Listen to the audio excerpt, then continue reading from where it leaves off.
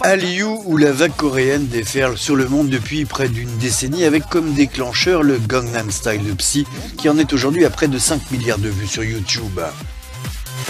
Un phénomène planétaire qui touche aussi bien la musique que la mode ou le cinéma et les séries télévisées. À Londres, le prestigieux Victoria and Albert Museum y consacre pour la première fois en Europe une exposition.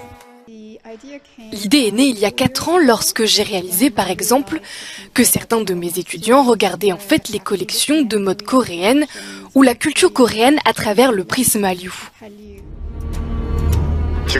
L'Oscar du meilleur film en 2020, c'est la série Squid Game qui envahit le monde, meilleure audience de l'année sur Netflix avec 1,65 milliard d'heures de visionnage devant Stranger Things et Wednesday de Tim Burton.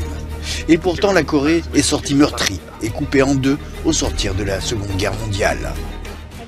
Raconter comment un pays comme la Corée a évolué d'un pays dévasté par la guerre à une puissance culturelle de premier plan au XXIe siècle était vraiment le but de l'exposition.